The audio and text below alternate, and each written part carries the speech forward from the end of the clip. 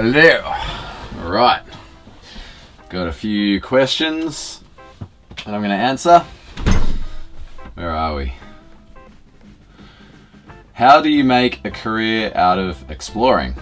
Well, for me, I became a filmmaker. I always had an obsession with traveling, an obsession with exploring, ever since I can remember. Even as a very young kid, it's all I could really think about. When I finished school, I saved up enough money to go traveling with my best friend. We traveled around the world on an absolute shoestring budget for a year, and that's when I decided, yep, I wanted to be an explorer for the rest of my life. I spent the next few years studying and saving enough money to buy a video camera, and then I bought a video camera, started filming, and then became a travel filmmaker. And then I just used filmmaking to be my vessel to travel around the world and become an explorer. What does a typical day look like for you?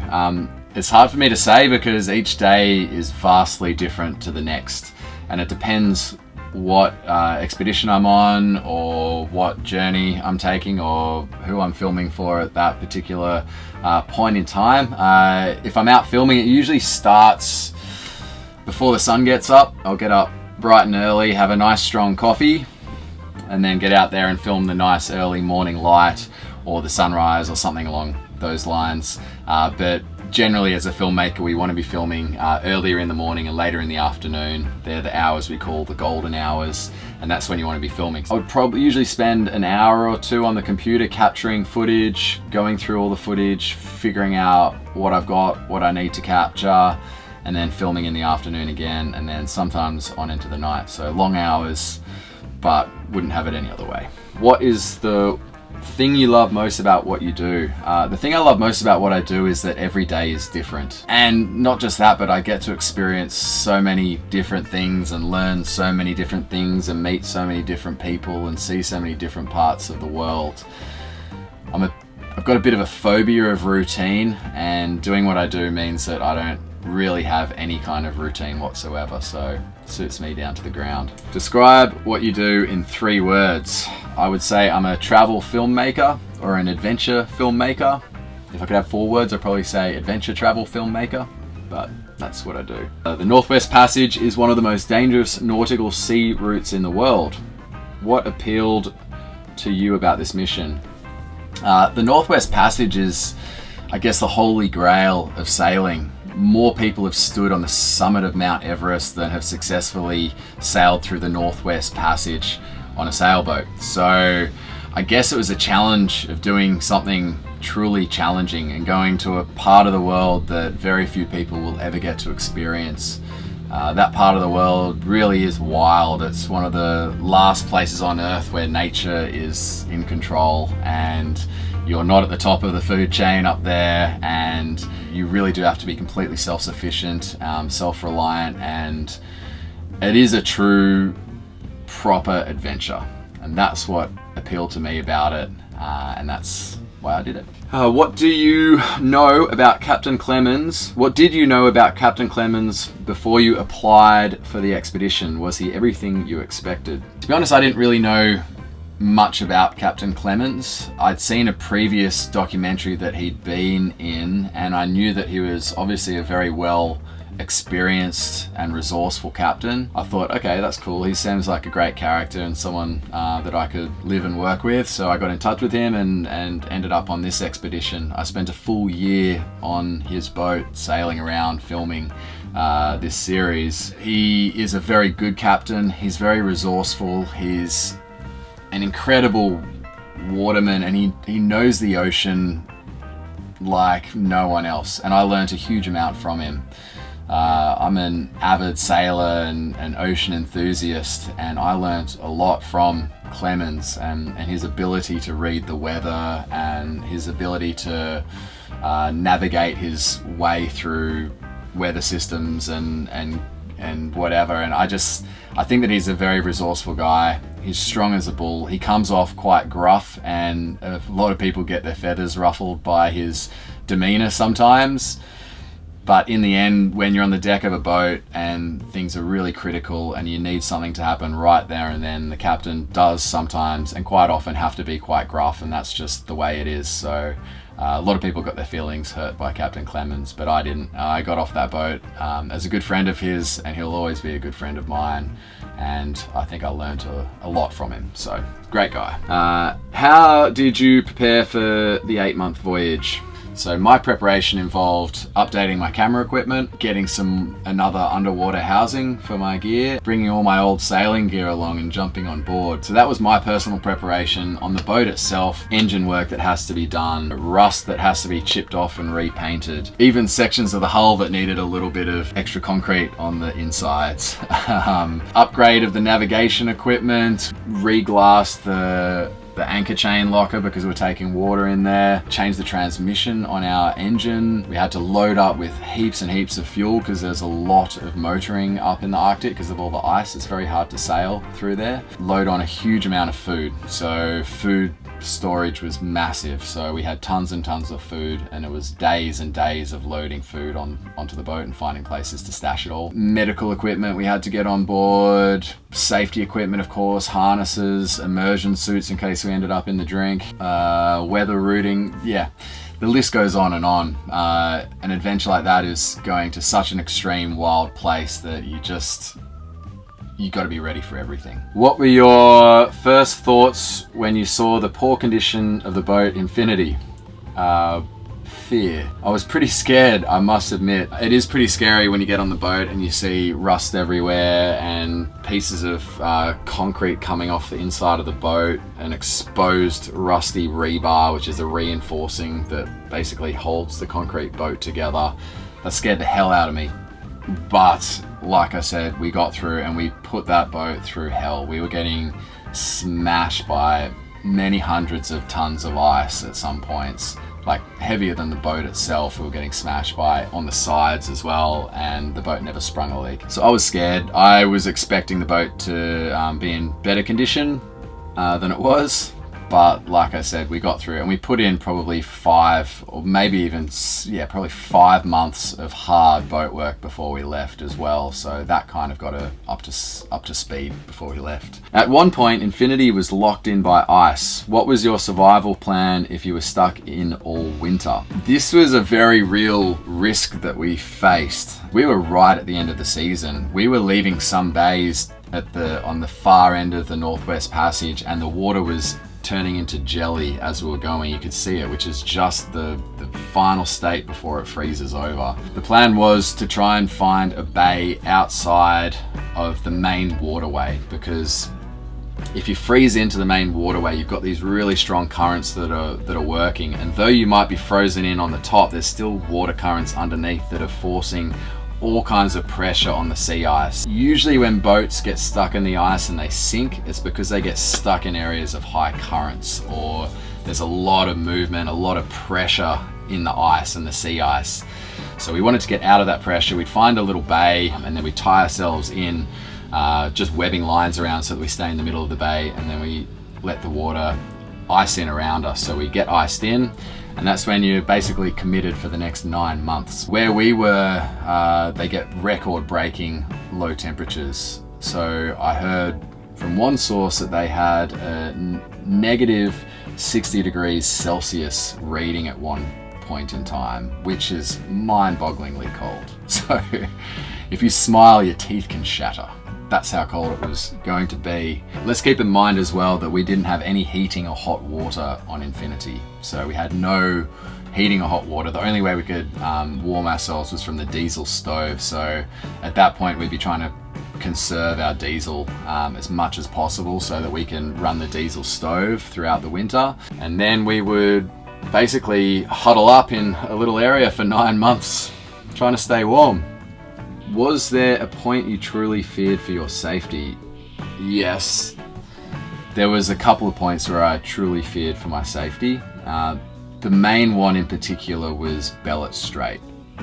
So Bellet Strait is this half-mile wide channel that basically leads out of the Northwest Passage. So we went in to check whether we could get through, found that it was way too clogged for ice, we weren't going to get through, so we tried to double back. As we doubled back, the current had brought in all this ice behind us and locked us in. And at that point we just had to commit.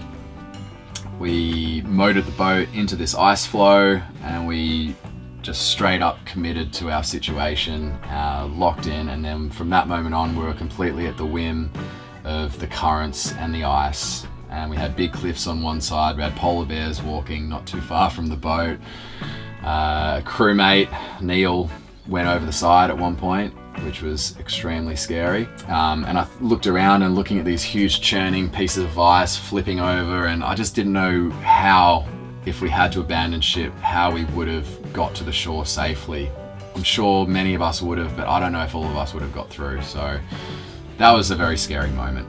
Filmmaking is a major part of your adventures, but what's it like focusing on the lens when you're in these deadly situations? It's funny because on Infinity, on this particular adventure, I wasn't just the filmmaker, but I was part of the crew as well. So quite often I had the camera in one hand and then a rope or an ice pole in the other hand, and so I'm working as a crew member to get us through these crazy situations and also filming and trying to capture what's going on at the exact same time. So I was pretty split. I would find myself getting very disassociated with the current situation. So I'd be filming and we'd be in these crazy situations, and I'm interviewing the crew members and asking them how they feel in that situation, and I'm filming the ice hitting the side of the boat and polar bears and all of this going on. And then because I'm looking through the lens of a camera, I don't really feel like I'm entirely there. I feel kind of like distant and outside of that situation. And then as soon as I put the camera down, I look around and I think, holy crap, I'm in that situation as well. And I've got just as much to lose, and I'm at just as much risk as any of the other crew members. So it is quite funny, because you do find when you're looking through the lens of a camera that you're disassociated from the current situation, but then when you look around you realize that you're in that situation too. You're gonna have to deal with whatever comes our way as well, and that you are actually there as part of the crew to get through this scenario as well. So it is quite a strange situation to be in. How would you describe the dynamic, particularly with the captain's children on board? You asked particularly about the kids on the boat. The kids will be kids, and they're going to play, they're going to be loud, they're going to run around at all hours, and if you've been on watch all night during a storm or whatever, or you're just on watch all night and you're really tired, the next morning you're trying to get some sleep, the kids are just screaming and running around, just being kids. That creates a little bit of tension for the crew, because it's just that added bit of stress. And I guess in a way also you're kind of concerned for the kids, like you're worried about your own safety, and then you see these very innocent kids running around and you worry about them as well. I'm not going to say it was a good or a bad decision, but it was a decision that he made, and there was no negative outcome in the end. Just a few grumpy sailors not dealing well with kids yelling and screaming after me as well. I got a bit pissed off a couple of times, but you know, that's all right. This is what happens on a boat. How did this expedition compare to your other trips? This was definitely the most epic expedition to date in terms of the sheer scale of what we did, what we accomplished, where we went, and just looking at the map of the world and seeing how far we went and the crazy parts of the world that we went through and explored.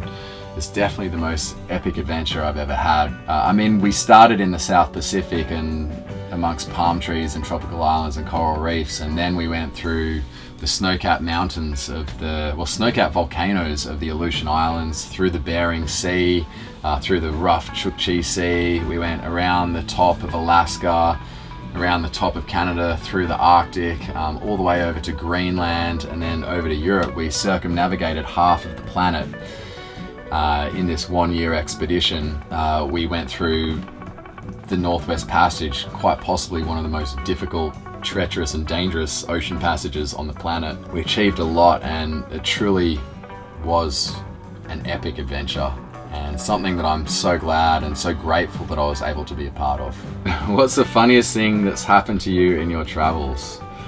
Oh God, I've been in a cosplay festival dressed as Pikachu in Tokyo. I've been in a Bollywood film. In Rwanda, I spent an hour with my best mate filming a documentary, filming this mysterious creature, only to find out that it was a domestic cow. Smuggled a live chicken that turned out to be a rooster in through a bomb scanner into a hotel in Addis Ababa in Ethiopia, and we had to hide it from armed security guards in our bathroom overnight. I hitchhiked through the north of Laos, through the jungle, and spent, I think it was like 6 or 8 hours sitting on a bag of live snakes that were destined for the food market. I've unknowingly drunk human saliva on 2 separate occasions in the name of cultural tradition.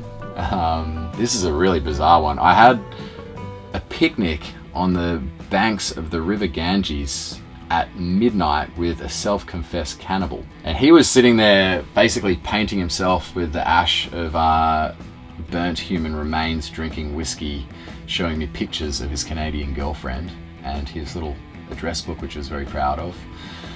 That was bizarre and funny. I got held hostage by a troop of very violent monkeys in a yoga studio in India, only to be rescued by a 70-year-old lady with a bag full of rocks. Oh, so many bizarre little situations, a lot of them funny, hard to pinpoint one. You'll have to grab me for a beer one day and I can go into depth about one of them. Tell us about your best day ever. I don't know about my best day ever, but I could tell you about probably the most clarifying, beautiful, wonderful moment that I can think of. We were sailing down the coast of Greenland and I'd been on the helm, so steering. Like sort of probably, I guess, from about maybe 2 or 3 in the morning, and then went through till the sunrise. And I came off and I handed the helm over to the next watch person, well, the next helms person, right at sunrise. And I just remember going up to the bow of the boat, and we were sailing, so there's no motor, it was just completely silent. No one was saying a word out on deck, and just sitting on the front, dangling my feet over and just watching this sunrise. And off to our port side was these huge, dramatic snow-capped mountains of Western Greenland, and they were just reflecting these colors of the sunrise, and we had these huge cathedral-like icebergs all around us, and I just sat there literally with tears streaming down my face, thinking how blessed I was to be in that moment, how wonderful it was to be there. And yeah, that was the moment that I realized that I knew what I was going to do for the rest of my life from that point, and that is to explore the world by the beautiful ocean powered by the wind. What are the essential things a budding explorer needs to know? Don't expect to get rich. The wealth that you earn is in your experiences and things that you get to see and do in your life. You can make money. I've got by, survived on it, but you'll never be rich. The other thing is you got to sort of realize you do miss out on quite a lot by spending a lot of time away from home. So you miss out on some big key moments with your friends and your family back at home. Once you've sort of jumped over the hurdle that you're going to be poor and miss out on a lot of your family and friends' lives, that's when the positive begins. And you've got to learn to be adaptive. You've got to learn to get on well with anyone from all walks of life. You've got to be able to deal with sleepless nights, getting up early, staying up late, really long days filming. You put in way more work than the camera shows. So that is something you've got to be used to prepare yourself for, is that's a lot of work, and it really is a lot of work, but it's very rewarding work. And for me, the best thing about being an explorer, well, I'd say not explorer, as a travel filmmaker, the best thing is having so many different experiences and getting to see so many wonderful parts of the world and getting to meet so many people and learn so many new things. Yeah, I don't know if that answered your question, but do it. It's a lot of fun. Is there anywhere you're yet to explore and would like to go next? Yes, there is a lot that I'm yet to explore. I'm sitting on my own boat right now, So I've just taken over the ownership of this beautiful vessel here, and I've been fitting it out for the past 5 or 6 months, getting it ready for some ocean exploration. So the idea is to take this boat off and to explore some of the more wild, remote and wonderful places on the ocean. Our first port of call is going to be right here in Australia. We're going to head up the coast and head up to the Barrier Reef and explore some of the more remote islands and reefs up there, and I guess live sustainably and self-sufficiently off the ocean, from the ocean, powered by the wind and the sun, and to film and bring awareness about the wonderful ocean that I feel so passionate about. I'd also like to bring more awareness to something that I feel personally very passionate about, which is ocean plastic. I've seen just the worst side of it in the Pacific Islands, and I know for sure that here in Australia we have just as big of a problem here. So I'd like to expose the problem of ocean plastic and maybe encourage more people to be more wise with how they use plastic and use less of it. Also, just to show people the world that I am so passionate about, which is the ocean. So that's going to be my next expedition, is going to be on this boat here as captain, and I'm going to take this boat around the world, but I'll be starting my journey here in Australia. So stay tuned. You can stay in touch with me if you go on Instagram, timcharody.expeditiontotheedge, or what else, timcharody.com. That's timcharody.com, and you can stay in touch with my expeditions and adventures there. So yeah, if that's all the questions, that's it. If you got any more questions, get in touch with me. I'd be happy to answer them. It's been nice sitting down and chatting with you guys. I hope you enjoy the series, and thanks for tuning in. Hi, I'm Tim Charody from Expedition to the Edge, and you're watching Discovery. Make sure you hit subscribe to avoid missing out on the latest content.